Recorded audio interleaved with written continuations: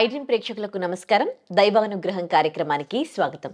Present మనతో ఉన్నారు త్రివర్ణ గురుపీఠం హీలింగ్ కర్మ గైడింగ్ సోల్ ఆస్ట్రాలజర్ హరిత గోగినేని గారు. కర్మ సిద్ధాంతం గురించి అడిగి తెలుసుకుందాం. నమస్తే అండి. నమస్తే.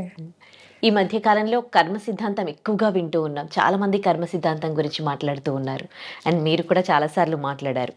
అసలు ఇప్పుడు ప్రెజెంట్ సిచ్యువేషన్లో కర్మ సిద్ధాంతం గురించి తెలుసుకోవాల్సిన ఆవశ్యకత ఎంతవరకు ఉందంటారు? చాలా ఉంది. ఎందుకంటే మేము బిలీవ్ చేసేది ఏంటి అంటే మనిషి యొక్క జీవితం మొత్తం కూడా ఆ కర్మ సిస్టంలోనే రన్ అవుతూ ఉంది. సో బేస్డ్ ఆన్ పాస్ట్ కర్మనే ప్రజెంట్ లైఫ్ ఆధారపడి ఉంది. అండ్ ఏదైతే ఇప్పుడు గ్రహాలు అవన్నీ కూడా దానికి తగ్గట్లే కూర్చొని ఒక మనిషి జీవితాన్ని ప్రభావితం చేస్తున్నాయి. కాబట్టి ఈ కర్మని ఎంత తగ్గించుకోగలము అనేది చూసుకొని అట్లీస్ట్ ఫ్యూచర్ కర్మ బ్యాడ్గా జనరేట్ చేసుకోకుండా చూసుకొని ఈ లైఫ్ ఎంతో కొంత బెటర్ చేసుకొని ఓకే మనకి తెలియని లైఫ్ అయినా రేపు మళ్ళీ పుట్టి మళ్ళీ ఇదంతా అనుభవించడం ఎందుకు అనుకుంటే అట్లీస్ట్ నెక్స్ట్ లైఫ్ కూడా బెటర్ చేసుకోవడానికి ఈ లైఫ్లో మన చేతుల్లో అవకాశం ఉంది అనమాట. సో అందుకనే కర్మ సిద్ధాంతాన్ని కొంచెం అర్థం చేసుకొని ప్రజెంట్ లైఫ్ని మనం ఎంతో కొంత సెట్ చేసుకోవటమే కాకుండా ఫ్యూచర్ అంటే మనకి తెలియని నెక్స్ట్ లైఫ్ కూడా బెటర్ చేసుకునేదానికి ఎక్కువ ఛాన్సెస్ ఉన్నాయి. ఓకే. చాలామంది పెద్దవాళ్ళు నా కర్మ ఇంకా నా జీవితం ఇంతే అని అంటూ ఉంటుంటారు.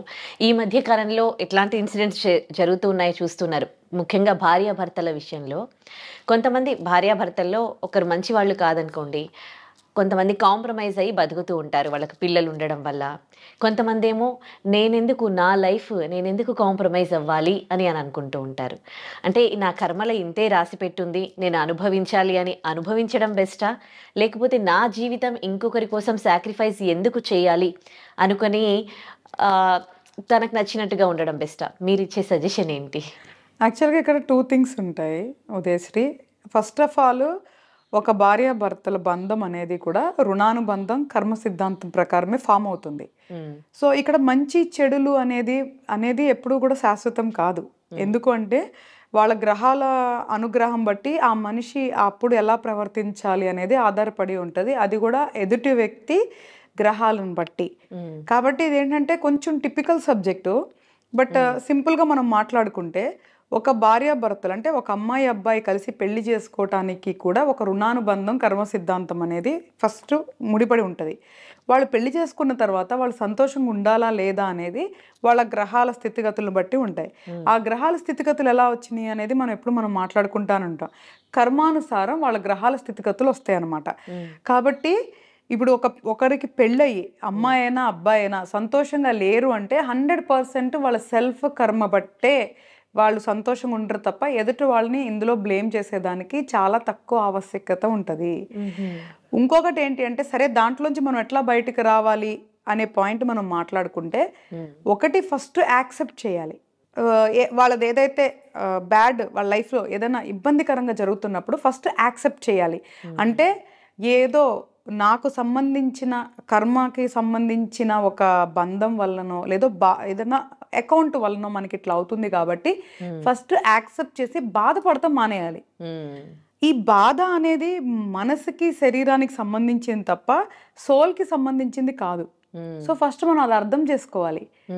ఎప్పుడైతే ఓకే ఒక భర్త భార్యని బాధ పెట్టినా ఒక భార్య భర్తని బాధ పెట్టినా ఓకే నేను ఇంతకు ముందు ఇలాంటిది ఏదో చేస్తుంటాను కాబట్టి ఇది నాకు తిరిగి వస్తుంది అని ఫస్ట్ అర్థం చేసుకొని దాన్ని మైండ్కి తీసుకోకూడదు. ఎప్పుడు బాధ అనిపిస్తుంది మనకి? మైండ్కి తీసుకుంటే బాధ అనిపిస్తుంది. అప్పుడు సైకలాజికల్గా డిస్టర్బ్ అవుతాం, డిప్రెషన్కి వెళ్తాము, థింక్ ఎక్కువ చేస్తాము, స్ట్రెస్ ఎక్కువ అవుతుంది, దానివల్ల లేనిపోయిన రోగాలు వస్తాయి. సో ఇదంతా ఒక సైకిల్ అనమాట. ఫస్ట్ ఓకే, ఇది నేను ఏదో చేయటం వల్ల నాకు వచ్చిన ఒక చెడు కర్మ, లెట్ ఇట్ గో అనే గనక మనం అర్థం చేసుకొని యాక్సెప్ట్ చేయగలిగితే 50% పెయిన్ వెళ్ళిపోతుంది. సో నేను అన్న అహం వల్ల నీకు నొప్పి అనిపిస్తుంది. ఇప్పుడు భర్త భార్యని కానీ భార్య భర్తని కానీ అన్నప్పుడు వాళ్ళు ఎందుకు బాధపడుతున్నారు? నన్నేదో అన్నారు, నేను అనే అహం వల్ల. ఫస్ట్ ఆ నేను అనేది సున్నా చేసుకున్నప్పుడు ఎదుటి వ్యక్తి ఏమన్నా కూడా అహం అనేది ట్రిగర్ అవ్వదు, ఇగో అనేవి రావు. అప్పుడు ఎంతో కొంత కూడా మెంటల్ ప్రెషర్ కానీ ఈ పెయిన్ అనేది కూడా ఉండదన్నమాట. సో ఫస్ట్ కర్మ సిద్ధాంతం దగ్గరికి వెళ్ళి మనం కర్మను తగ్గించుకోవాలి అంటే ఫస్ట్ మనల్ని మనం జయించాలి. సో మన అహాన్ని మనం జయించాలి. సో మన ఇగో ట్రిగర్ అవ్వకుండా మనం బ్యాలెన్స్ చేసుకోవాలి. తల్లిదండ్రులు బంధం ఎట్లాగో భార్యాభర్తల బంధం కూడా అలాగే అనేది మనం అర్థం చేసుకోవాలి. ఎలాగ తల్లిదండ్రులు తిడుతుంటే పిల్లలు కొన్నిసార్లు పడతారో, గౌరవానికో ప్రేమకు వదిలేస్తారో, భార్యాభర్తలు కూడా ఎంతో కొంత అలాగా అర్థం చేసుకొని ఒకళ్ళనొకళ్ళు ఓకే కూర్చొని మాట్లాడుకోవాలి. First of all before sacrifice, నువ్వు అడిగినట్లు బిఫోర్ సాక్రిఫైస్కి వెళ్ళే ముందే కూర్చొని మాట్లాడుకోవాలి. నువ్వు ఇలా అంటే నేను బాధపడుతున్నా, నాలో ఏమన్నా తప్పులు ఉన్నాయా, నువ్వు ఇలా మాట్లాడటానికి నేనేమన్నా చేశానా? సో మన ఇద్దరం ఒకళ్ళనొకళ్ళు అలా అనుకోకుండా ఉండి క్వాలిటీగా బతకాలంటే ఏం చేయాలి అని మాట్లాడుకోవాలి. ఎంతమంది అలా మాట్లాడతారు చెప్పు? నన్ను అనేసారు అంతే, ఇగో తీసేసుకొని నలుగురికి చెప్పేసుకొని తిట్టేసుకొని మళ్ళీ 2 రోజులు అయిపోతే కలిసిపోయి మళ్ళీ 4 రోజులు అయితే తిట్టుకొని ఇట్లాగా వెరీ క్వాలిటీ లేకుండా ఉండే బదులు కూర్చొని మాట్లాడుకుంటే 90% సమస్యలకి పరిష్కారం ఉంటుంది. నువ్వెంత నేనింత అని ఈగోస్కి వెళ్ళిపోతే సమస్యలకి పరిష్కారం రాదు. కాబట్టి ఎస్, నువ్వు అడిగినట్లు భార్యాభర్తలు కానీ ఎనీ బంధంలో కానీ సమస్యలు వస్తానికి మొదటి కారణం చెడు కర్మకి సంబంధించిన రుణానుబంధానికి సంబంధించిన తాలూకా లెక్కలు. దానికి అనుగుణంగా కూర్చున్నప్పుడు గ్రహాల స్థితిగతులు. సో ఆ గ్రహాలు వచ్చినప్పుడే వాటికి సంబంధించిన అన్ని కూడా ట్రిగర్ అవుతూ ఉంటాయి. మనుషుల్ని మనం క్షమించటం నేర్చుకోవాలి. మనకున్న సిచ్యువేషన్ని అర్థం చేసుకొని అంగీకరించటం నేర్చుకోవాలి. సో దాని తర్వాత పరిష్కారం దగ్గరికి వెళ్ళాలి. కలిసి ఉండటమా విడిపోవటమా అనేది కూడా మనం అనుకున్నంత మాత్రాన జరగవు. కానీ మనము రిగ్రెట్స్ లేకుండా మన ప్రయత్నం మనం జెన్యూన్గా చేయాలి. ఎందుకంటే అట్లీస్ట్ ఫ్యూచర్లో ఆ బంధం ఉన్నా ఉండకపోయినా రేపెప్పుడు కూడా దాని తాలూకా బాధలు ఉండకూడదు.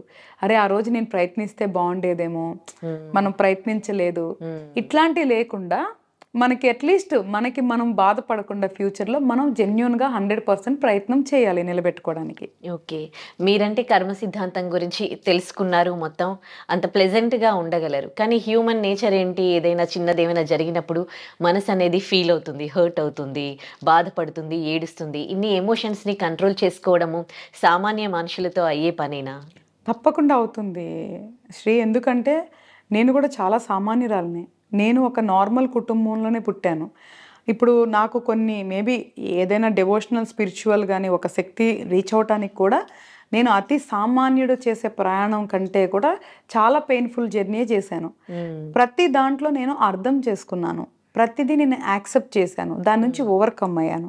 సో నాకు అప్పుడు కనీసం చెప్పేవాళ్ళు లేరు, కర్మ గురించి ఎక్స్ప్లెయిన్ చేసే వాళ్ళు లేరు, ఒక గురువు లేరు, ఒక సపోర్ట్ కూడా లేరు.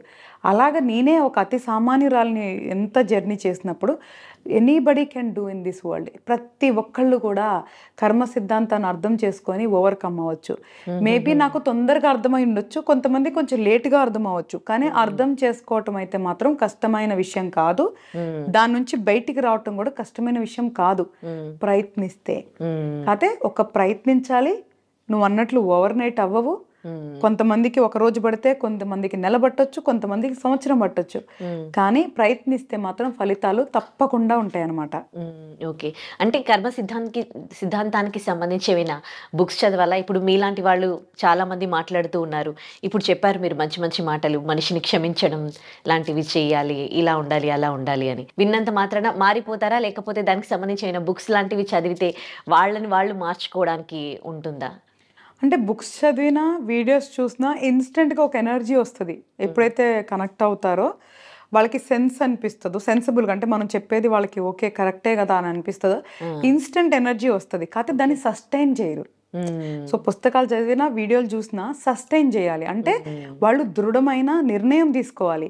ఎస్, నేను నా కర్మని ఓవర్కమ్ అవ్వాలి, నేను నా ఎమోషన్స్ని ఓవర్కమ్ అవ్వాలి. సో ఈ బంధాలు ఇవన్నీ కూడా నన్ను బాధించకుండా నన్ను నేను స్ట్రాంగ్గా చేసుకోవాలని వాళ్ళు ఒక దృఢ సంకల్పం పెట్టుకోవాలి. దానికి సంబంధించిన కసరత్తు చేయాలి. చేస్తేనే వస్తుంది. సో సెల్ఫ్ ఎఫర్ట్స్ అంటే స్వయంగా వాళ్ళు చాలా ఎఫర్ట్స్ పెట్టాలి కంపల్సరిగా. ఎందుకంటే అంత ఈజీ కాదు. ఒక మార్పు అనేది మనిషిలో అంత సులువుగా రాదు.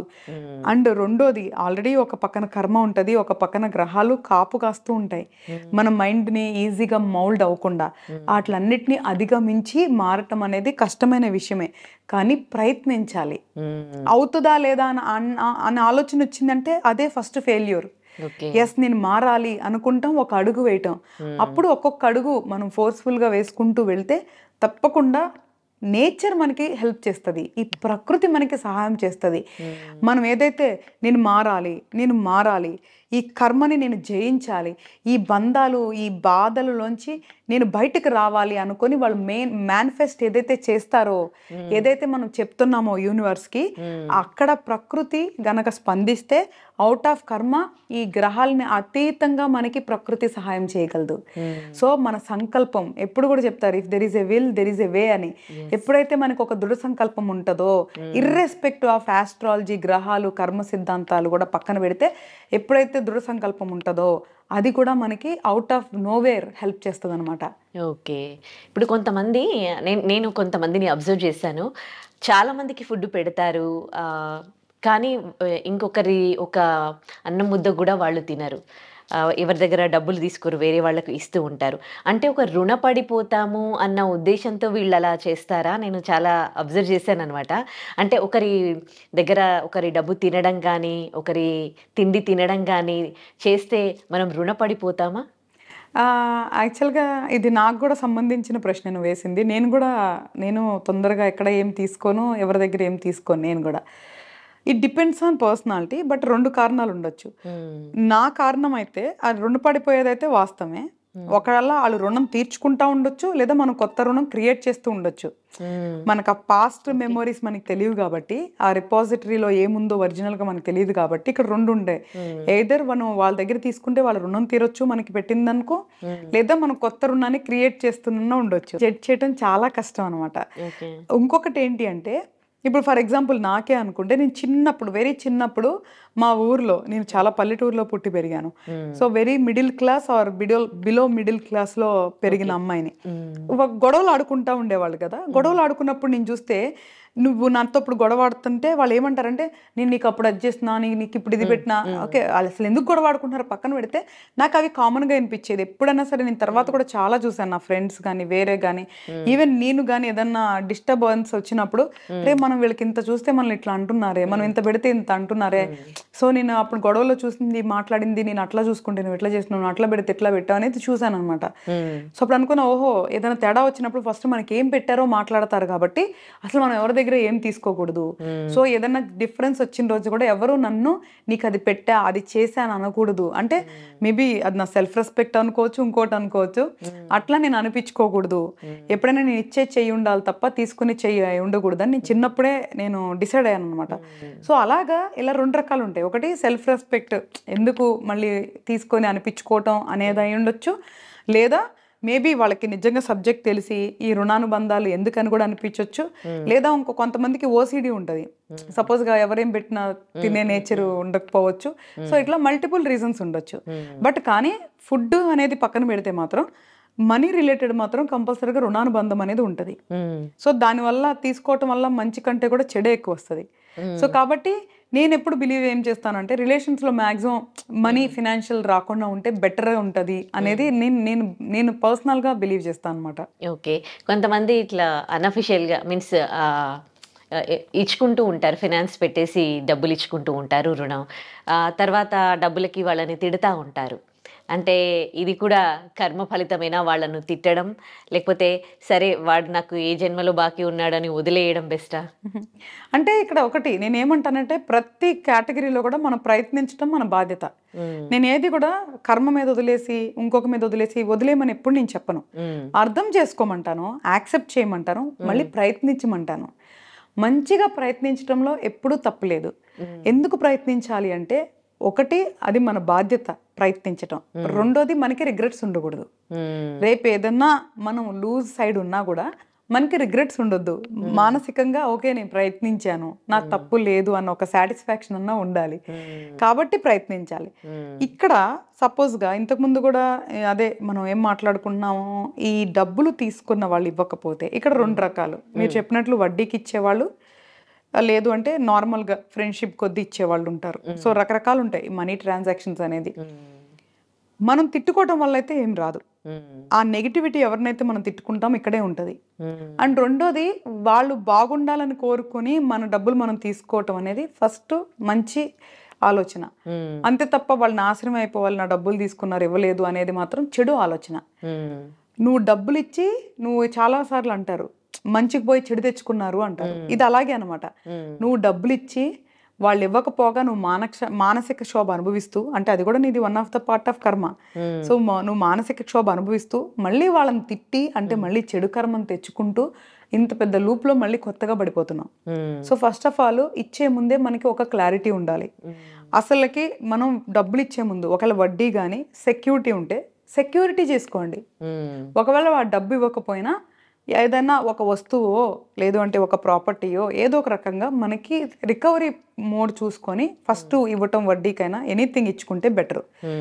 మాట వరుసకి నమ్మకానికి ఇచ్చినప్పుడు మాత్రం ప్రిపేర్డ్గా ఉండండి ఏమి జరిగినా అనేది.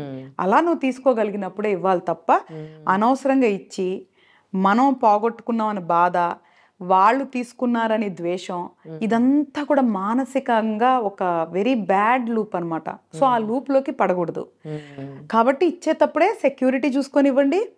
లేదా ఒకవేళ మీకు సెక్యూర్డ్ కాకుండా నాన్ సెక్యూర్డ్ లోన్ ఇచ్చినప్పుడు నమ్మకంతో పాజిటివ్గా ఉండండి. వాళ్ళు బాగుంటారు, మనకి ఇస్తారు అన్న ఒక పాజిటివ్నెస్తో ఉండండి తప్ప వాళ్ళు ఇవ్వరు, వాళ్ళు అలాంటి వాళ్ళు ఇలాంటి వాళ్ళు, అలా అయిపోవాలి ఇలా అయిపోవాలి అంటే your manifesting negativity in the nature. So వాళ్ళు ఏంటి అనేది పక్కన పెడితే నువ్వు అనుకుంటున్నావు కాబట్టి ఇదే పదే పదే అనుకునేది కూడా నిజమై తిరిగి వస్తుంది. సో మన థాట్ ప్రాసెస్ ఎప్పుడు కూడా పాజిటివ్ గా ఉండాలి. అదే ఈవెన్ సీక్రెట్ బుక్ అని మనకి చెప్తుంది. Very very one of the famous book అనమాట. దాని తర్వాత చాలా బుక్స్ వచ్చాయి. అంటే మన విల్ పవర్ యొక్క శక్తి, మనం మేనిఫెస్ట్ చేసేది యూనివర్స్ లో ఎలా తిరిగి వస్తుంది అనే దాని గురించి చాలా డీటెయిల్ గా రాసింది అనమాట. సో అలాగా నేనేమంటాను అంటే అక్కడ ఏం జరుగుతుందో పక్కన పెడితే యాజ్ పర్ కర్మ, యాజ్ పర్ ఇది నేచర్ కూడా ఒకటి ఉంటుంది మనల్ని వాచ్ చేస్తూ. సో దాన్ని కూడా మైండ్లో పెట్టుకోవాలి. కాబట్టి పాజిటివ్ మైండ్లో ఉండాలి. Either you give as a secured loan, సేఫ్టీగా నీ డబ్బుకి నువ్వు సెక్యూర్ చేసుకొని ఇవ్వు. లేదా వేరేగా ఇచ్చినప్పుడు ఒక నమ్మకంతో పాజిటివ్గా మంచిగా ప్రయత్నించు. సో వాళ్ళు బాగుంటారు, నా డబ్బులు నాకు తిరిగిస్తారు అన్న పాజిటివిటీ కూడా తిరిగి వస్తుంది. సరే అంతా ప్రయత్నించావు, ఓకే తిట్టావో బతిమలాడావో అన్ని ప్రయత్నించావు రాలేదు అంటే 100% నీ కర్మానుసారం నీ రుణానుబంధానుసారం అది జరిగింది అనేది అర్థం చేసుకోవాలి. కానీ ప్రయత్నించకుండా వదిలేమని మాత్రం నేను చెప్పను. ఓకే. పాపం పుణ్యం అని మాట్లాడుతూ ఉంటాం కదా. అంటే దొంగతనం చేస్తే అంటే నేను సినిమాలో అదే మన అపరిచితుడు సినిమాలో చూసిన విషయం ఏంటంటే అంటే ఇలాంటి పాపాలు చేస్తే ఇలాంటి కర్మలు అనుభవించాలి అని. అంటే దొంగతనం చేసినా కానీ ఇతరుల్ని మోసం చేసినా కానీ అంటే ఆ పాపంలాగా వెంటాడుతుంది అని అంటారు కదా. నిజంగానే అంటే ఇలాంటి మోసాలు చేసిన వాళ్ళకి ఇలాంటి పాపాలు తగులుతాయా? తప్పకుండా. ఈ ప్రపంచంలో ఎవ్వరు ఏదైతే ఎగెనెస్ట్ ధర్మ అంటే ఎగెనెస్ట్ లా ఏదైతే చేస్తారో అది తప్పకుండా తిరిగి వస్తుంది. అది ఇమీడియట్గా వస్తుందా, కొంచెం లేట్గా వస్తుందా, ఈ జన్మలో వస్తుందా, మరు జన్మలో వస్తుందా, మనుషులు మనం నిర్ణయించలేము. అది కార్మిక్ సిస్టంలో ఎలాగా రాసి ఉంటుందో ఎలాగా రన్ అయ్యిద్దో అలా జరుగుతుంది. మనం ఇక్కడ కూర్చొని చూస్తూ అదేంటి వాళ్ళు బాగానే ఉన్నారుగా, బాగానే తిరుగుతున్నారు కదా అనుకుంటాం. బట్ కానీ అలా కాదు. మనం అనుకున్నట్లు కార్మిక్ సిస్టమ్ పనిచేయదు. దాని సిస్టంలో లెక్కల ప్రకారమే అది పనిచేస్తుంది. కాబట్టి కంపల్సరిగా ఏదైతే ఇప్పుడు ఒక మానభంగం కానీ, ఒక మర్డర్ కానీ, లేదా ఒక దొంగతనం కానీ, ఇలాగ మనుషుల్ని బాధించేది కానీ, ఒక ఫౌల్ లాంగ్వేజ్ కానీ, ఒక అబ్యూస్ చేయటం కానీ, ఇట్లాంటి ప్రతి ఒక్కటి కూడా అధర్మమే. అంటే మనకి తెలిసి తప్పు చేయటం ప్రతి ఒక్కటి కూడా అధర్మం కిందే వస్తుంది.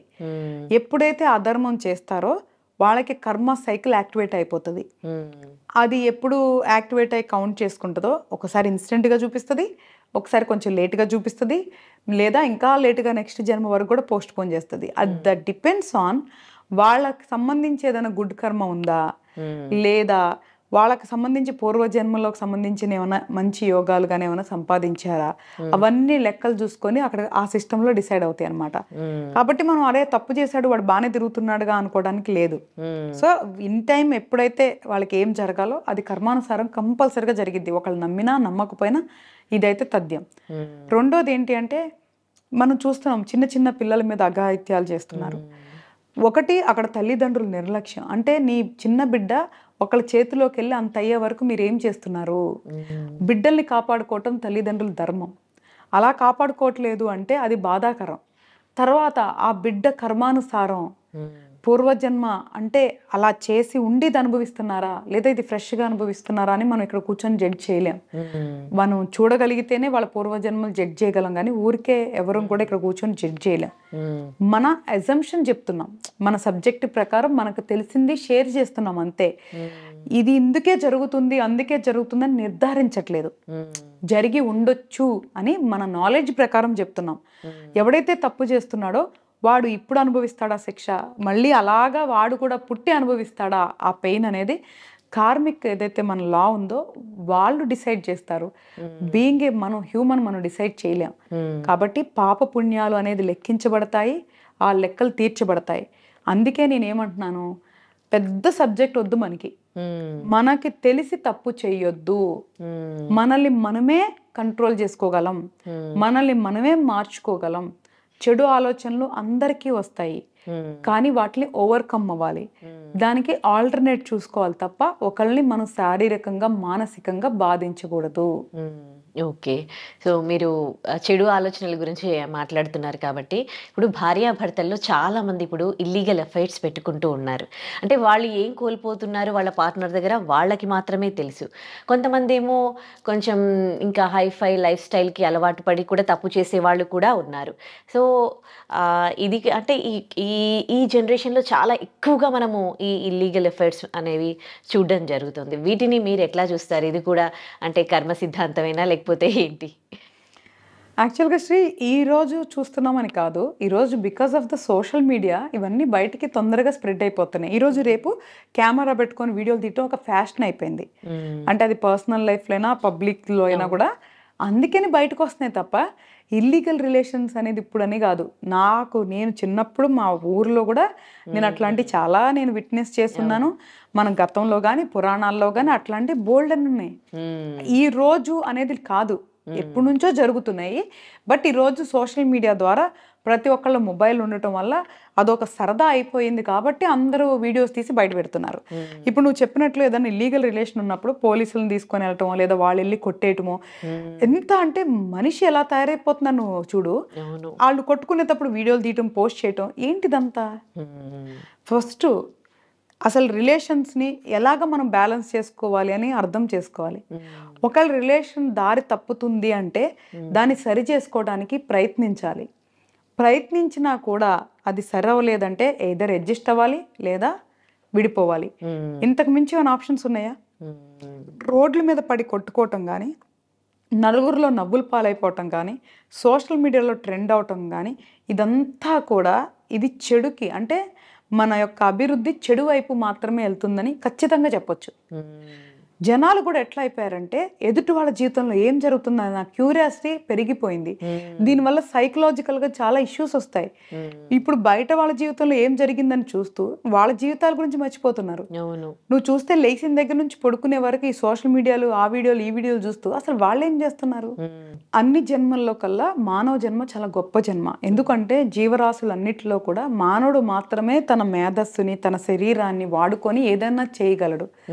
కాబట్టి మనిషి జన్మ ఎత్తినప్పుడే ఫస్ట్ దాన్ని రెస్పెక్ట్ చేయాలి. సో ఈ జన్మలో ఏం చెయ్యాలి అని చిన్నప్పటి నుంచి మనం ఒక క్లారిటీతో ప్రయాణం చేయాలి. సింపుల్గా మనకి నచ్చినట్లు బతికి చచ్చిపోదామన్నా తప్పులేదు, లేదు కొన్ని అద్భుతాలు సృష్టిద్దామన్నా తప్పులేదు. మనము ఈ శరీరంలో ఉన్నప్పుడే చాలా చాలా చెయ్యొచ్చు. ఫస్ట్ అది అర్థం చేసుకొని దాని మీద ఫోకస్ చేయకుండా ఉదయం లేచినప్పటి నుంచి ఎవరేం చేస్తున్నారు, ఎవరేం తిట్టుకుంటున్నారు, ఎవరేం కొట్టుకుంటున్నారు అన్న క్యూరియాసిటీ ఫస్ట్ మనిషిలో తగ్గాలి. సో ఫస్ట్ సోషల్ డీటాక్స్ అనేది ప్రతి మనిషి అలవరుచుకోవాలి. తర్వాత కమింగ్ టు ఇల్లీగల్ రిలేషన్స్ అసలు ఎందుకు వస్తున్నాయి అంటే అవగాహన లేక, అర్థం చేసుకోలేక. ఇప్పుడు నేను ఏదైతే చెప్పానో చిన్నప్పటి నుంచే మనం ఎందుకు పుట్టాము, అసలు మనం ఎలా బతకాలి అనే క్లారిటీ ఉంటే ఒక రిలేషన్కి వెళ్ళేసరికి మనకు ఒక అర్థం చేసుకొని ఉంటాం కాబట్టి మనకి ఏం కావాలి అనేది ఒక అవగాహన ఉంటుంది. ఎందుకు పెళ్లి చేసుకుంటున్నాం అనేది ఒక ఆలోచన ఉండాలి. అంటే అవసరానికి పెళ్లి చేసుకుంటున్నాం అంటే ఏదైనా ఫిజికల్ ఆర్ మెంటల్ నీడ్స్ కోసం పెళ్లి చేసుకుంటున్నాం. సో చేసుకుంటున్నప్పుడు ఏంటి ఎక్స్పెక్టేషన్స్ పెట్టుకుంటున్నాము అనేది కూర్చొని ఫస్టే ఒకరికొకరు సెట్ చేసుకోవాలి. ఇది నా మెంటాలిటీ, నేను కొంచెం సున్నితమైన మనసు ఉంది నాకు, లేదా నాకు కొంచెం హార్డ్ మెంటాలిటీ ఉంటుంది, నేను ఇలా పట్టించుకుంటాను, ఇలా పట్టించుకో, నేను ఇలా చేస్తాను, ఇలా చేయను. ఒకరికొకరు కూర్చొని ఓకే ఈ మనిషి ఇలా ఉంటాడు అని యాక్సెప్ట్ చేసి దానికి ఇష్టమైతే నువ్వు ప్రయాణం చేయాలి. మనం ఏమి ఎక్స్పెక్ట్ చేస్తామంటే ఎదుటి మనిషి మన కోసం మనకి నచ్చినట్లు మారిపోవాలనుకుంటాం. అది జరగదు ప్రాక్టికల్గా. మనమే ఒకరికొకరం భార్యాభర్తలు ఏం చేయాలంటే ఒకరిని ఒకరు వాళ్ళ పర్సనాలిటీని యాక్సెప్ట్ చేయాలి. ఎక్స్పెక్టేషన్స్ లో పెట్టుకోవాలి. ఉన్న టైంలో సంతోషంగా ఉండాలి. ఒకరికి ఒకరు ఏం చేయగలరో వితౌట్ ఎక్స్పెక్టేషన్ అన్కండిషనల్గా ఉండాలి. మనది ఎట్లా అయిపోతుందంటే మ్యారేజ్ అంటేనే ఒక ఎక్స్పెక్టేషన్ బౌండరీ, డే 1 నుంచి ఒక ఎక్స్పెక్టేషన్ బౌండరీ ఉండిపోతుంది. అలాంటి పెట్టుకోకుండా చాలా స్మూత్గా జర్నీ అవటానికి కూర్చొని ప్రాపర్గా మాట్లాడుకోవాలి. ఒకసారి ఎక్కడన్నా ఈగో ట్రిగర్ అయినప్పుడు ఎదుటి మనిషి అర్థం చేసుకొని కూర్చొని అర్థమయ్యేలాగా చెప్పాలి. ఒకళ్ళ కోపంలో మాట తూలినా తర్వాత మళ్ళీ కూర్చోబెట్టి ఏదో ఎమోషనల్ అలా అనేసాను, నా ఇంటెన్షన్ అది కాదు అని చెప్పుకోవాలి. ఈ మాట్లాడుకోకపోవటం అంటే కమ్యూనికేషన్ గ్యాప్స్ వల్లే ప్రతి రిలేషన్లో ప్రాబ్లమ్స్ వస్తున్నాయి. కాబట్టి ఫస్ట్ కమ్యూనికేషన్ అంటే మాట్లాడుకోవాలి.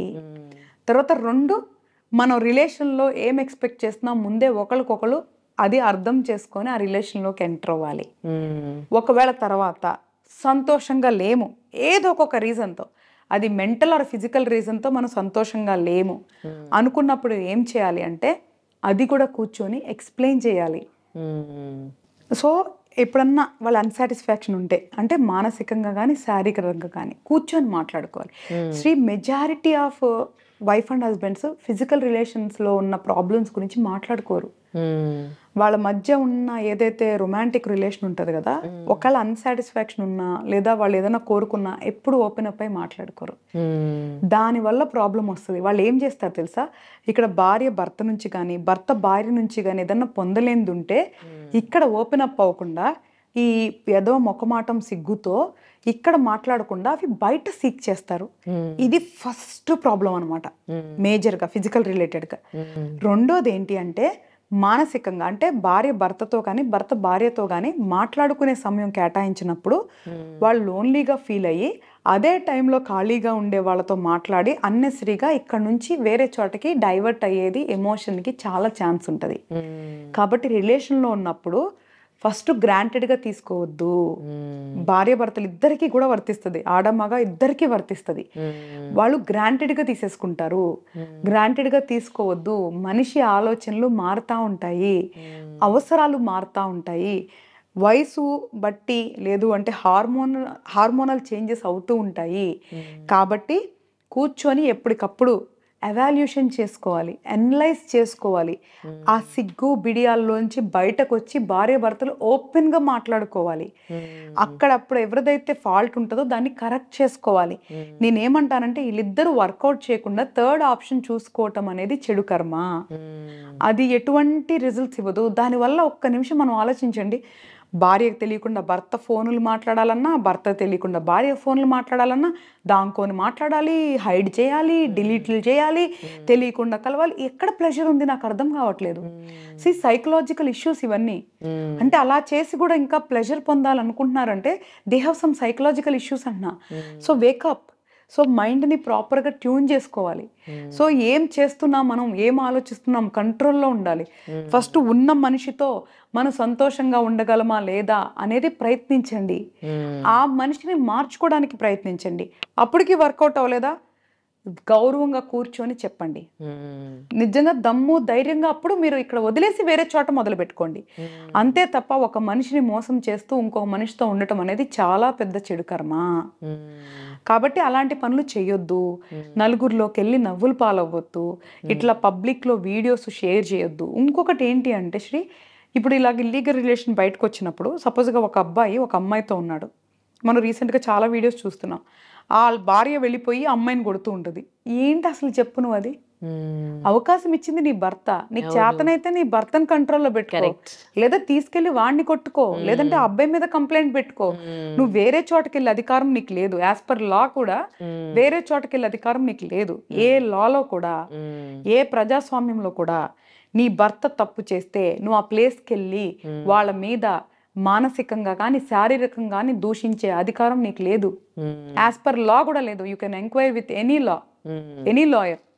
వాళ్ళకి ఏ హక్కు ఉందంటే వాళ్ళ భర్త కానీ భార్య కానీ చీటింగ్ చేస్తే దానికి ఆధారాలు సబ్మిట్ చేసి లా ప్రకారం వాళ్ళు విడిపోవటమో కలిసి ఉండటమో చేసుకోవచ్చు తప్ప కలిసి ఉండాలి అంటే లాలో ఉండదు. కాబట్టి అది పెద్ద మనుషుల మధ్య కూర్చోబెట్టి అన్అఫిషియల్గా మాట్లాడుకొని చేసుకోవాలి తప్ప నువ్వు వెళ్ళిపోయి డైరెక్ట్గా అటాక్ చేస్తానికి లేదు.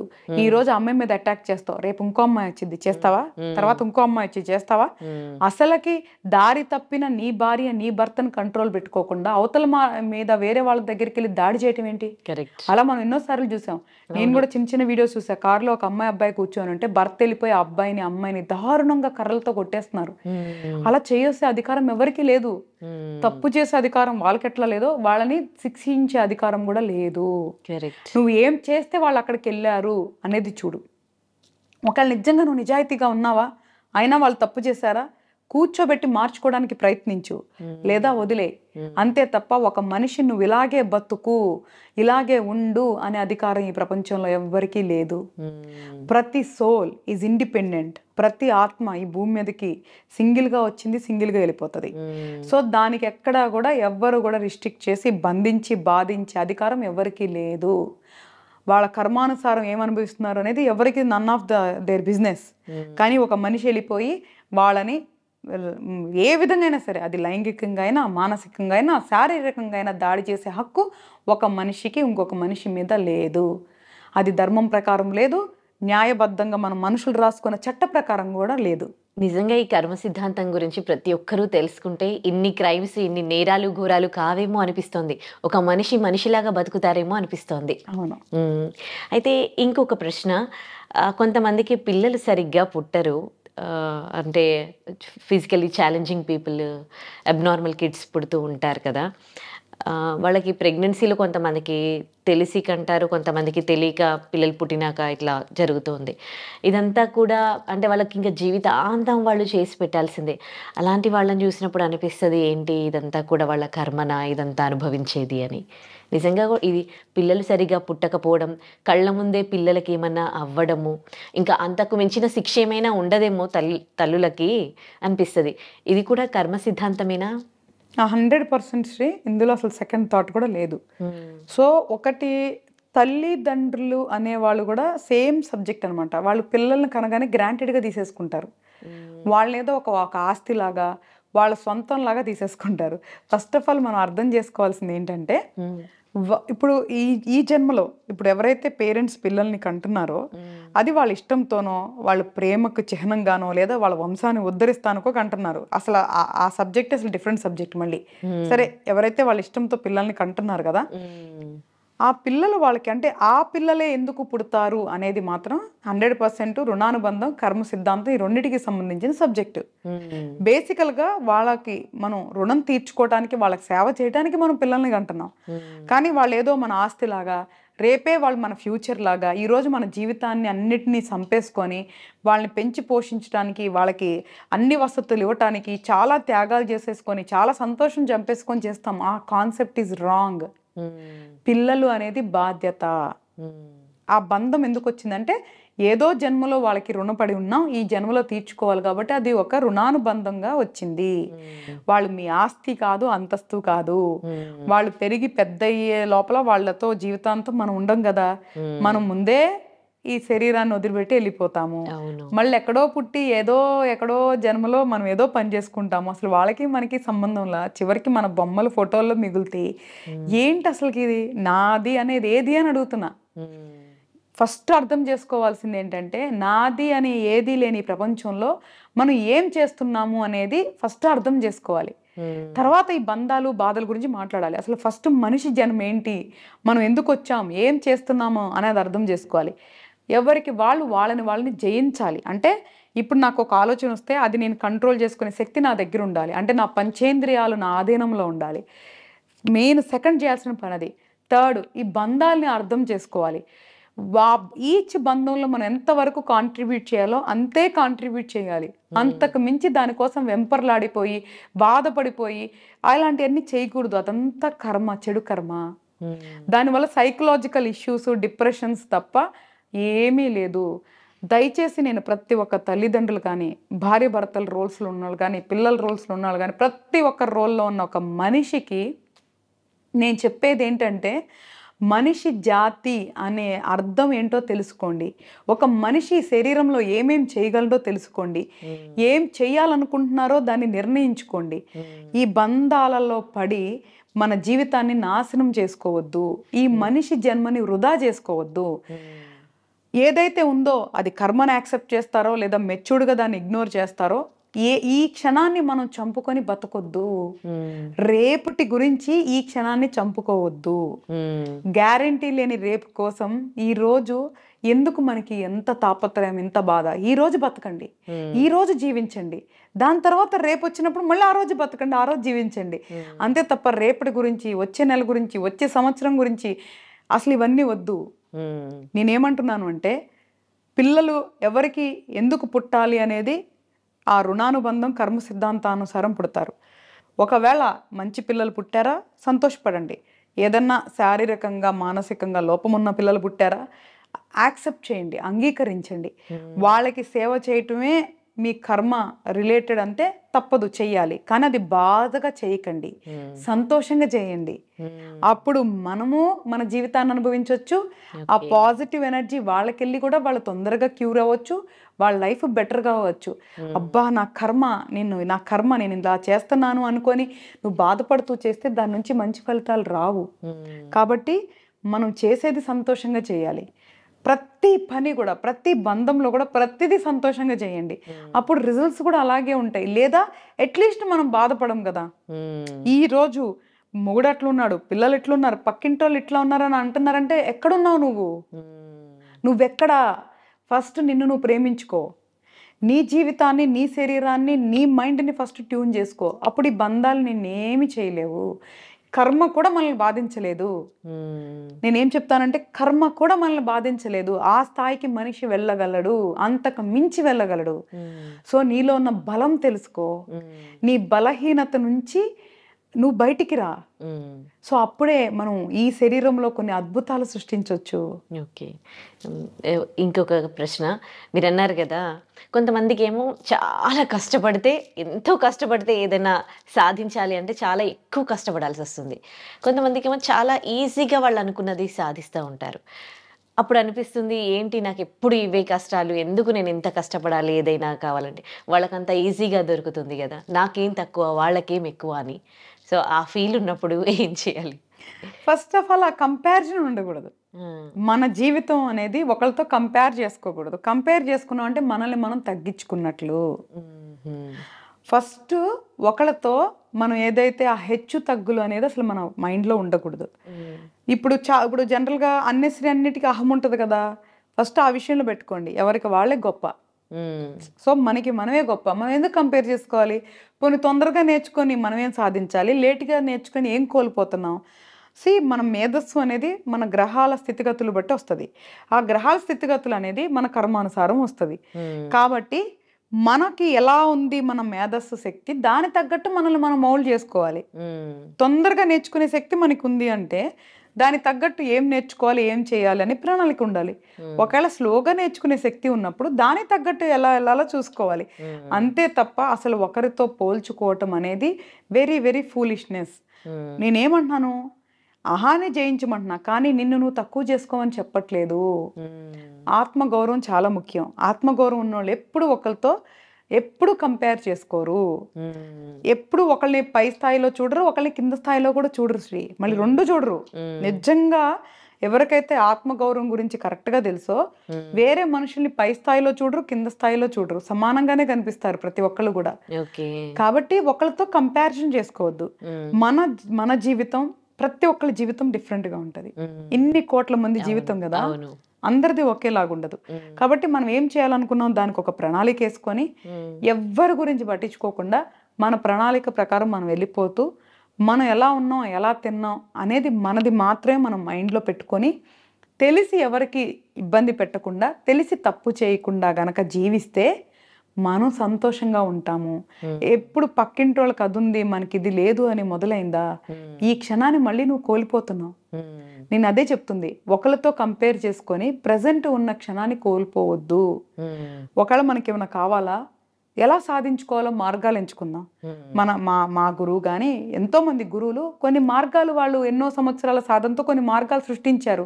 అది డెవోషనల్ అనుకో, స్పిరిచువల్ అనుకో, లేదా సైకలాజికల్ గా సబ్జెక్ట్ ప్రకారం, సైన్స్ ప్రకారం కూడా ఉన్నాయి.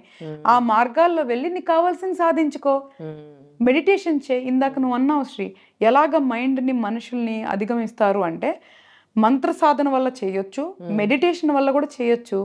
నువ్వు యోగా చేయి, ధ్యానం చేయి, ప్రాణాయామం చేయి, అవన్నీ మనకి ఉన్నాయి కదా. సబ్జెక్ట్ మంచి సబ్జెక్ట్ ఉంది కదా. అప్పుడు మైండ్ కంట్రోల్లో పెట్టుకునే పద్ధతులు అలవర్చుకో, మంత్రం ద్వారా పనులు సాధించుకో. సో అలాంటివి చేయమంటున్నా నేను. ఈ మనుషుల్ని కంపేర్ చేసుకుంటావేంటి, బియాండ్ వెళ్ళు. మనిషి ఎట్లాగో నీతో ఈక్వలే. వాడు బంగ్లాల్లో ఉన్నా, గుడిసెలో ఉన్న మనిషి అనేవాడు ఈక్వల్. వాడు మనిషే by end of the day.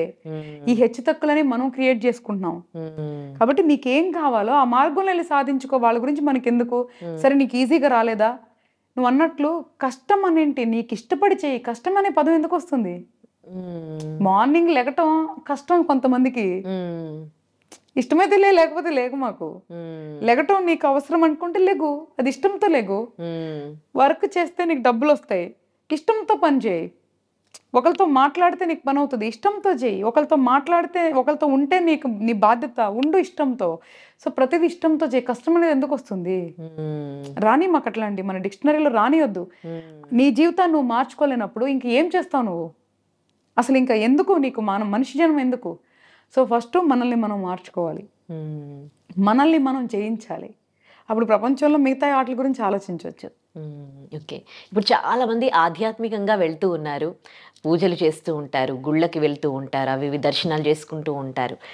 కానీ దీన్ని ఆధ్యాత్మికం అంటారా? ఆ భగవంతుడు ఏం చెప్పాడు? కొంచెం ఇతరుల్ని మోసం చేయొద్దు, 10 మందికి మంచి పుణ్యం పనులు చేయాలి అని.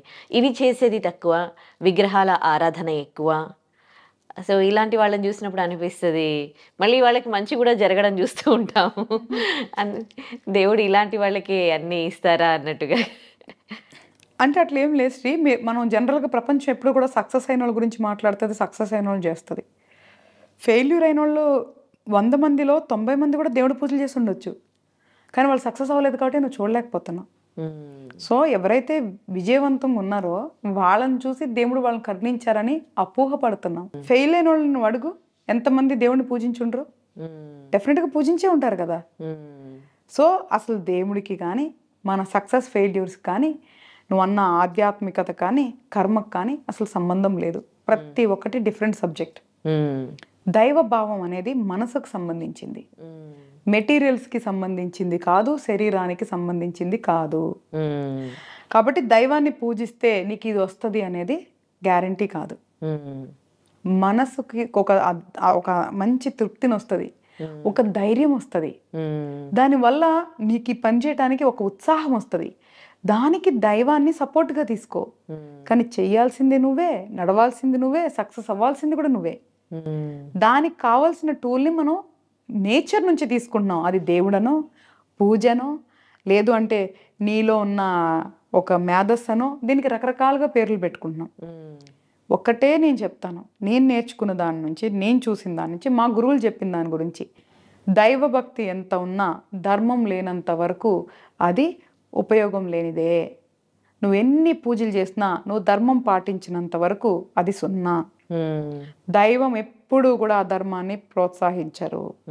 దైవం ఎప్పుడు కూడా అధర్మాన్ని సపోర్ట్ చేయరు. కాబట్టి మనము వేరే వాళ్ళు పూజలు చేస్తున్నారా, వాళ్ళకి బెనిఫిట్ ఉందా అనే సబ్జెక్టు మనం పక్కన పెట్టేయాలి. నేను చెప్తున్నాక అసలు వేరే వాళ్ళని చూసే సబ్జెక్టు మనం పక్కన పెట్టేసేయాలి. మనం ఏం చేయాలి? దైవారాధన చేద్దామా, మంత్ర సాధన చేద్దామా, లేదా మెడిటేషన్ చేసి మెంటల్గా మనము స్ట్రాంగ్ అవుదామా అనేది మనం నిర్ణయించుకొని ఆ మార్గంలో నమ్మకంతో దృఢ సంకల్పంతో ప్రయాణం చేయాలి. అందరికీ ఓవర్ నైట్ పని అయిపోవాలి, ఓపికలు ఉండవు. అబ్బా నేను మొదలు పెట్టేసా, మెడిటేషన్ చేసేసిన 10 రోజులు అయిపోయింది ఏం రాలేదబ్బా, నెల అయిపోయింది ఏం రాలేదు, సంవత్సరం అయిపోయింది ఏం రాలా, మంత్రం చేసేస్తున్నానే, ఏది వాళ్ళు చేసే 11:108కి మంత్రం చేసేస్తున్నానే ఏం అవ్వట్లేదే. అది కాదు, ఒక సిస్టమ్ ఉంటుంది. ఇప్పుడు ఎలాగ ప్రకృతి సంవత్సరంలో నువ్వు ప్రకృతిని చూడు, దానికంటే ఒక సిస్టమ్ ఉందిగా. ఒక సీజన్లో వర్షాలు పడతాయి, ఒక సీజన్లో మంచు కురుస్తుంది, ఒక సీజన్లో ఎండ వేస్తుంది. సృష్టికి ఎలాగా ఒక సిస్టమ్ ఉందో ప్రతి దానికి కూడా ఒక సిస్టమ్ ఉంటుంది. అది మనం అర్థం చేసుకోవాలి. మనం చేసే సాధన నమ్మకంతో చాలా చాలా పాజిటివ్ ఎనర్జీతో చేసినప్పుడు ఫలితాలు తొందరగా ఉంటాయి.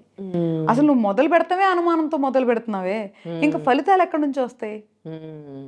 ఎప్పుడైతే నువ్వు నమ్మావో అనుమానం అనేది ఎప్పటికీ రాదు. సో నిరుత్సాహత ఎప్పటికీ రాదు. కాబట్టి మనం చేసే ప్రయత్నంలో లోపం ఉన్నట్లు అది సరి చేసుకోండి. దైవాన్ని ఎలా పూజించాలో నేర్చుకోండి, దైవాన్ని ఎలా సాధించుకోవాలో నేర్చుకోండి, అనుకున్నవి ఎట్లాగా మనం పొందాలి అంటే ఏం చేయాలో తెలుసుకోండి. అవన్నీ తెలియకుండా మనం అది చేసాం ఇచ్చేసాం అనుకుంటా అంటే మన సెల్ఫ్ సాటిస్ఫాక్షన్ కోసం మాట్లాడుతున్నాం. చాలా మంది కూడా రిలేషన్స్లో వాళ్ళు నిజంగా ఎఫర్ట్స్ పెట్టరు. నేను అది చేసా ఇచ్చేసాను నలుగురు చెప్పుకుంటారు తృప్తి పడటానికి. వాళ్ళు నిజంగా అవన్నీ చేయరు. వాళ్ళ సాటిస్ఫాక్షన్ కోసం చెప్పుకుంటారు, ఎదుటోడు చేసిన చెప్పరు. నేను అది చేసా ఇది చేసా అని చెప్తారు. అది తప్పు అంటున్నా. ఎదుటి వాళ్ళు ఎప్పుడు మేజర్గా మనిషిలో ప్రాబ్లం ఏంటి తెలుపునా, వాళ్ళల్లో ఉన్న లోపాలని యాక్సెప్ట్ చేయటం, వాళ్ళ తప్పుల గురించి మాట్లాడలేకపోవటం, ఎదుటి వాళ్ళని దూషించటం, పక్క వాళ్ళతో పోల్చుకోవటం, ఇవన్నీ వద్దు. మనం ఒక్కళ్ళమే పుట్టాం, ఒక్కళ్ళమే పోతాం. ఈ మధ్యలో జరిగే ఈ మాయలో ఈ బంధాల్లో పడకుండా ఎలా మనం సంతోషంగా, అంటే మనం అనుకునే సంతోషం, ఎందుకంటే అది కూడా ఒక్కొక్కరికి ఒక్కొక్కలాంటిగా ఉంటుంది. సంతోషానికి కూడా ఒక డెఫినేషన్ లేదు. అది ప్రతి జీవితంలో మారుతూ ఉంటుంది సంతోషం. నీకు అన్నం తింటే సంతోషం అయితే ఇంకొకరికి చపాతీ తింటాం సంతోషం అయితే నాకు ఇడ్లీ తింటాం సంతోషమే ఉండొచ్చు. కాబట్టి ఎవరికి సంబంధించిన సంతోషాన్ని వాళ్ళు పొందటానికి ఎవరిని బాధించకుండా వాళ్ళ జీవితాన్ని నడుపుకోవాలి. ఇక్కడ ఒకళ్ళని బాధించే హక్కు ఎవరికి లేదు. కాబట్టి ఒకళ్ళు అట్లాగా అనేది పక్కన పెట్టేసి ఫస్ట్ అసలు దైవాన్ని ఎట్లా ఆరాధించాలి, మనం ఎలాగ మనం అనుకునే సాధించాలి అని కరెక్ట్ మార్గంలోకి వెళ్ళమని చెప్తున్నా. ఓకే, నేను చాలా మందిని చూశాను కర్మ సిద్ధాంతాన్ని నమ్మే వాళ్ళని. కొంచెం ఒక 10-20 years బ్యాక్ వెళ్తే వాళ్ళు బాగా ఎక్కువగా నమ్మేవాళ్ళు ఉన్నారు ఈ కర్మ సిద్ధాంతాన్ని, ఇది చేస్తే ఇలా జరుగుతుందని. నాకు తెలిసిన ఒకరు వాళ్ళ హస్బెండ్ ఇల్లీగల్ అఫైర్ పెట్టుకొని ఇంకొకరిని ఇంట్లోకి తీసుకొస్తే తను ప్రెగ్నెంట్ కాబట్టి ఆ లేడీ ఏం చేసింది, అప్పటికే ఆ లేడీకి 4 పిల్లలు ఉన్నారు, ఆడపిల్లలు. అంటే నా భర్త ఇంకొకరిని మోసం చేశాడు, ఇప్పుడు ఆ పాపం నా పిల్లలకి తగులుతుందని తను ఇంట్లోకి తీసుకొచ్చి పెట్టుకున్నారనమాట. ఆ తర్వాత మొత్తం ఏమైందంటే ఇంకా మొత్తం తను ప్రాపర్టీ అంతా ఆక్యుపై చేసి ఫస్ట్ వైఫ్ని బయటికి వెళ్ళగొట్టడం జరిగింది. ఇక్కడ ఆమె చేసింది కరెక్టేనా? అంటే నా పిల్లలకి ఇక్కడ కర్మ తగులుతుందో, నా భర్త పాపం చేస్తే ఇప్పుడు ఆవిడ ప్రెగ్నెంట్, ఆవిడ మోసం చేస్తే ఆ పాపం నా పిల్లలకు తగులుతుందని ఈమె కర్మ సిద్ధాంతం నమ్మి ఈవిడ యాక్సెప్ట్ చేసి ఆ తర్వాత ఇప్పుడు ఈవిడ బ్రతుకు ఇలా చేసుకుంది. ఈ ఇన్సిడెంట్ని మీరు ఎట్లా చూస్తారు? బేసికల్గా ఆవిడకి కర్మ సిద్ధాంతం తెలీదు అని చెప్తాను నేను. ఎందుకంటే నేను కర్మ సిద్ధాంతం డెప్త్ వెళ్ళే కొద్దిగా చాలా కన్ఫ్యూజన్ ఉంటుంది. But on the layer, on the top చూద్దాం. ఈ 4 పిల్లలు వీళ్ళిద్దరు భార్యాభర్తలకి సంబంధించిన వాళ్ళు. తల్లిదండ్రులు చేసిన పాపాలు పిల్లలకు వస్తాయని మనం నమ్ముతున్నాం కదా. ఆల్రెడీ ఆయన చేసేసాడు. ఎక్కడ చేశాడు? వేరే అమ్మాయి విషయంలో కాదు, తన భార్యను మోసం చేసి వేరే అమ్మాయితో ఉంటా ఆల్రెడీ భార్యకి మోసం చేసి ఆల్రెడీ కర్మ సిద్ధాంతాన్ని బ్రేక్ చేసి తప్పు చేసేసాడు. అంటే ఈ అమ్మాయి ఎవరైతే ఈ ఫస్ట్ భార్య ఉందో ఈ అమ్మాయిని యాక్సెప్ట్ చేసినా చేయకపోయినా ఆ అకౌంట్ అనేది పిల్లలకి వెళ్ళాల్సిందే కదా, వాళ్ళ భర్తకు కూడా వెళ్ళాల్సిందే కదా, దాన్ని నువ్వు తప్పించలేవు. రెండోది, ఆ అమ్మాయికి చెప్పి చేశాడా చెప్పి చేయలేదా నీకెలా తెలుసు? ఒకవేళ ఈ సెకండ్ ఉన్న అమ్మాయి ఫస్ట్ ఆల్రెడీ ఆయనకి భార్య ఉందని తెలిసి ఆయనతో రిలేషన్లో ఉన్నప్పుడు ఆ అమ్మాయికి కర్మ సిద్ధాంతం ఎలా వర్తిస్తుంది? ఆ అమ్మాయి ఇష్టపడి వెళ్ళినప్పుడు ఆ అమ్మాయికి డెఫినెట్గా మోసం కింద రాదు. ఇష్టపడే తన బంధంలోకి వెళ్ళింది అంటే అప్పుడు కర్మ సిద్ధాంతం ఎక్కడ అప్లై అవ్వదు ఆ అమ్మాయికి. ఆ అమ్మాయిని ఇంట్లోకి తీసుకొచ్చాడు వితౌట్ పర్మిషను, ఒక సంసారంలోకి తీసుకొచ్చాడు అంటే మళ్ళీ రెండో కర్మని ట్రిగ్గర్ చేశాడు. అంటే ఆల్రెడీ ఆయన ఒక తప్పు చేసేసినప్పుడు ఇక్కడ పర్మిషన్ లేకుండా ఒక భార్యను నమ్మించి మనసా వాచా కర్మణ నీతో ఉంటాను అని ఎన్నో వాగ్దానాలు చేసి శాస్త్రబద్ధంగా పెళ్లి చేసుకున్న భార్యని మోసం చేసి తప్పు చేశాడు. ఆ భార్య పర్మిషన్ లేకుండా ఇంకొక అమ్మాయితో ఉండి తప్పు చేశాడు. ఆ అమ్మాయి ప్రెగ్నెంట్ చేసి తప్పు చేశాడు. ఆ అమ్మాయిని ఇంట్లోకి తీసుకొచ్చి తప్పు చేశాడు. అంటే ఆయన ఆల్రెడీ చెడు కర్మని గెయిన్ చేసేసుకున్నాడు. ఇప్పుడు ఈవిడికి వీళ్ళ పిల్లలకి దాని నుంచి వచ్చినా లేకపోయినా ఆల్రెడీ అకౌంటబుల్ అది. ఇప్పుడు ఈ అమ్మాయిని తీసుకొచ్చినప్పుడు ఈవిడ ఏం చేయాలి? మీరు అన్నట్లు ఒకవేళ యాక్సెప్ట్ చేసి అందరు కలిసి సంతోషంగా ఉండాలి అనుకొని మాట్లాడుకొని జాగ్రత్త పడి యాక్సెప్ట్ చేసినప్పుడు తప్పులేదు. లేదు తను యాక్సెప్ట్ చేయకుండా నేను నా పిల్లలు విడిగా ఉంటాము, నీకు మాకేదైనా సపోర్ట్ చేయాలనుకుంటే చెయ్యి, లేదా మీరు సపరేట్గా ఉండండి అని చెప్పి ఒక పెద్ద మనుషుల్ని కూర్చోబెట్టి దాన్ని ప్రాపర్గా చేసుకోకుండా ఆ కర్మ అనుకొని అసలు ఫస్ట్ ఆఫ్ ఆల్ ఆవిడ తప్పు చేసింది. ఆవిడ కర్మ సిద్ధాంతం తెలియక తప్పు చేసింది అంటున్నా. తెలుసుకున్న వాళ్ళైతే అలా చేయరు. అప్పుడు లీగల్గానో లేదా పెద్ద మనుషులను కూర్చోబెట్టి ఇలా ఒక మనిషి మా జీవితంలోకి వచ్చింది కాబట్టి ఈవిడ నిజంగా పిల్లల గురించి ఆలోచించింది అయితే ఆ పిల్లల్ని సెక్యూర్ చేసే పద్ధతుల్లో తను వెళ్లకుండా తన సొంత నిర్ణయం తీసుకొని తప్పు చేసింది. అది 100% తప్పు. తను ఆ ఫస్ట్ వైఫ్ ఎవరైతే తను తప్పు చేసింది కాబట్టే ఆవిడికి ఆ రిజల్ట్స్ కూడా ఇన్స్టెంట్గానే వచ్చేసాయి. కానీ దానివల్ల బలైంది పిల్లలు. ఎందుకే నేను చెప్తుంది, మనకు అన్నీ తెలుసు అన్న అపోహలో చాలా తప్పులు చేస్తూ ఉంటారు. కర్మ సిద్ధాంతాన్ని అర్థం చేసుకోవడానికి ఫస్ట్ ప్రయత్నించండి. అది చాలా పెద్ద సబ్జెక్ట్, చాలా కన్ఫ్యూజన్గా ఉంటాయి. ఎందుకంటే దానికి చాలా లూప్స్ అండ్ సైకిల్స్ ఉంటాయి. కాబట్టి టూ మచ్గా మనకు వెళ్ళకపోయినా బేసిక్ అర్థం చేసుకోవడానికి ప్రయత్నించి దానికి తగ్గట్టుగా డెసిషన్స్ తీసుకోవాలి అంటున్నా. సో ఇందాక మాటల్లో మీరు అంటున్నారు తల్లిదండ్రులు చేసిన పాప పుణ్యాలు పిల్లలకు తగులుతాయని. అందులో ఒకరు మంచోళ్ళు ఉండొచ్చు, ఒకరు చెడ్డోళ్ళు ఉండొచ్చు. మరి ఇప్పుడు ఆ పిల్లలు ఏం తప్పు చేసినట్టు అంటే ఏం తగులుతుంది పిల్లలకి? అది కూడా విధి రాత కదా శ్రీ. ఇప్పుడు వాళ్ళిద్దరు తల్లిదండ్రులకి వీళ్ళు పుట్టాలి అనేది కర్మ, వాళ్ళు చేసిన పాపంలో పాలు పంచుకోవాలనుకునేది కర్మ. సో విధి రాత అది. కాబట్టి ఇలాంటి తల్లిదండ్రులకి పుట్టాలి అనేది అనుభవించాలి అనేది ఆల్రెడీ డిసైడ్ చేసే వచ్చారు. అంటే వాళ్ళు చెల్లించుకుంటున్నారు. సో నువ్వు వద్దు అన్నా కూడా అది ఆగదు ఆ సైకిల్. తల్లిదండ్రులు ఇద్దరిలో నువ్వు అన్నట్లు ఒకళ్ళు తప్పు చేస్తారు, ఒకళ్ళు తప్పు చేయకుండా ఉండొచ్చు. బట్ కానీ ఇద్దరికి కూడా దాంట్లో భాగం ఉంటుంది. తల్లిదండ్రులు ఎవరు తప్పు చేసినా పిల్లలకి ఎంతో కొంత పాస్ అయ్యేది అనేది మాత్రం వాస్తవమే. ఎందుకంటే ఇప్పుడు నేనే చూస్తే మనం కొన్ని చార్ట్స్ ఉంటాయి, అవి మనకి అద్భుతమైన ఉదాహరణ అనమాట. కాలసర్పదోషం అని ఉంటుంది. ఎలాగ మనకి ఈ డయాబెటిక్ అని కొన్ని ఎట్లాగా హెరిడిటీ అని మనం చెప్తున్నాం కదా, వంశపారంపర్యంగా వస్తాయని చెప్తున్నాం కదా.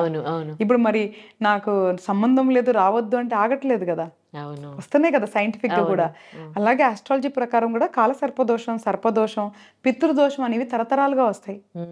సో కాలసర్పదోషం ఉన్న చార్ట్లో అంతకు ముందు వెళ్ళినా దాని తర్వాత వెళ్ళినా కూడా అది క్యారీ ఫార్వర్డ్ అయ్యేది మనకు ఒక ఆధారం కూడా ఉంది. సో అవి కొన్ని అలాగే హెరిడిటరీ దోషాలు ఉంటాయి.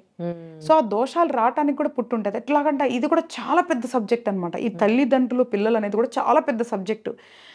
ఈ సిస్టమ్ని క్రియేట్ చేసిన మేధావులు దేవుళ్ళు ఎవరో కానీ it is very tough to understand. But కానీ సింపుల్గా ఉండాలి అంటే ఒకళ్ళు దరిద్రం అనుభవించాలి అన్నప్పుడు సరిగ్గా లేని కుటుంబంలో పుడతారు. ఒకళ్ళు పుట్టుకతోనే అదృష్టం అనుభవించాలనుకుంటున్నప్పుడు ధనికుల కుటుంబంలో పుడతారు. అక్కడ there is answer based on your karma. నువ్వు ఒకళ్ళ కుటుంబంలో పుట్టావు. ఈ తల్లిదండ్రులు విడిపోయేది అనేది కూడా వాళ్ళ జాతకాలు నువ్వు చూస్తే పిల్లల జాతకాలు తల్లిదండ్రుల జాతకాలు అన్నీ మ్యాప్ అవ్వాలి. ఎలా మ్యాప్ అవ్వాలి? ఒకవేళ పేరెంట్స్ విడిపోతున్నారు అనేది ఉంటే తల్లిదండ్రుల జాతకంలో కూడా పేరెంట్స్ ప్రేమని కోల్పోతారు, ఎవరో ఒకరికి దూరం అవుతారు అనేది ఆల్రెడీ వాళ్ళ దాంట్లో డిఫైన్ చేసి ఉంటుంది. ఓకే. సో కాబట్టి ఇవన్నీ కూడా చాలా పెద్ద మ్యాపింగ్ అనమాట. ఇప్పటికీ నేను కూడా చాలా అన్వేషిస్తున్నాను. So it is very huge subject. అది మనం అర్థం చేసుకోలేం కాబట్టి దాని సారాంశం అర్థం చేసుకుందాం. ఓకే. ఒకటే సారాంశం, మనకి తెలిసి తప్పు చేయకూడదు, మనకి తెలిసి ఎవరిని మోసం చేయకూడదు, ఎవరిని బాధ పెట్టకూడదు, ఒకళ్ళ సొమ్ము తీసుకునే హక్కు మనకి లేదు, ఒకళ్ళని శారీరకంగా మానసికంగా బాధ పెట్టే హక్కు మనకి లేదు, మనల్ని మనం మాత్రమే జయించగలం. ఒకరితో కంపేర్ చేసుకోకుండా ఏది ఒకళ్ళతో లేకుండా నీకు నచ్చింది ధర్మానుసారం ఏమనిపిస్తే అది చెయ్యి. మానవ జన్మ గొప్ప జన్మ, దాంట్లో నువ్వేం సాధించాలనుకుంటున్నావు ఒక క్లారిటీతో ప్రయాణం చెయ్యి. కర్మని జయించాలంటే ఫస్ట్ నిన్ను నువ్వు జయించుకోవాలి, నీ అహాన్ని నువ్వు జయించుకోవాలి, ఈ బంధలు భావాలు బాధలు అర్థం చేసుకోవాలి, వాటిలన్నిటి నుంచి ఓవర్కమ్ అయితేనే మనం కర్మని జయించగలము. దానికి కావాల్సిన ప్రణాళికను రూపొందించుకో, ప్రయత్నించు. ఎప్పుడు కూడా ప్రణాళిక మొదలు పెట్టగానే ప్రయాణం సాగదు. అది కూడా మళ్ళీ మన కర్మానుసారం మన యోగానుసారం అది దానికి అడ్డంకులు వస్తాయి. కానీ ప్రయత్నించు. చిన్నప్పుడు పుట్టినప్పుడే మనం పాకలేదు, ఫస్ట్ బోర్లా పడ్డాం, పాకాం, దాని తర్వాత తప్పటడుగులేసాం, దాని తర్వాత నడిచాం, దాని తర్వాత పరిగెత్తాం. ఇంత ప్రాసెస్ మన కళ్ళ ముందు ఉంది కదా, ప్రతి ఒక్క దాంట్లో మనం అదే అప్లై చేయాలి. ఓవర్ నైట్లో ధనికులు అవ్వాలి అని చెప్పి ఇప్పుడు ఏదైతే సైబర్ క్రైమ్లో పడుతున్నారో అది మనిషి బలహీనత. సో ఆ బలహీనత, అత్యాస, ఇట్లాంటి ఆటల అసూయ లాంటి చెడు భావాల నుంచి బయటికి రండి. ఓవర్ నైట్లో ఏమీ అవ్వవు కాబట్టి నిదానంగా ప్రయాణం చేయండి. ఓవర్ నైట్లో సక్సెస్ అయిన వాళ్ళ స్టోరీస్ తీసుకోవద్దు, సంవత్సరాల తరబడి కష్టపడే వాళ్ళ స్టోరీలు ఇన్స్పిరేషన్గా తీసుకోండి. అట్లీస్ట్ ఒక మోటివేషన్ ఉంటుంది. ఓవర్ నైట్లో వాడు అట్లా అయిపోయాడే నేను అవ్వలేదనే బాధపడే కంటే అరే అక్కడ ఎన్నో సంవత్సరాలు కష్టపడితే సక్సెస్ అయిన వాళ్ళ స్టోరీస్ తీసుకోండి.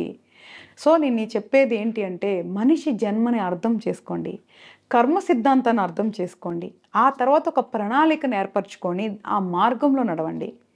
కంపల్సరిగా మనం జయించగలం, వీటిలన్నిటినీ జయించగలం. అసలు వండర్ఫుల్. ఏవైనా చెప్పారు కర్మ సిద్ధాంతం గురించి, ఒక మనిషి ఎలా బ్రతకాలి అనే దాని గురించి. చాలా చాలా ధన్యవాదాలమ్మా. Thanks. And for more videos, please subscribe to iDream. Please subscribe to iDream. Please subscribe iDream. And please subscribe to iDream. For more videos, subscribe to iDream. please like, share and subscribe to the channel. Congratulations, iDream. Subscribe to iDream. Subscribe to iDream. So subscribe to iDream Media. iDream ki iDream team andarki huge congratulations. Please subscribe iDream Media. Please subscribe to iDream. Subscribe iDream. Please subscribe to iDream. iDream అంటే నా కళల channel subscribe చేసుకున్న నోరు తిరుగుతలేదు, మీరైతే గంట గుర్తు కొట్టండి. For more such videos, please subscribe to iDream. Subscribe to iDream. Please subscribe to iDream. Please subscribe iDream Media. Please do subscribe to iDream. Please subscribe to iDream Media. For best entertainment and information, please subscribe iDream. And don't forget to subscribe to iDream.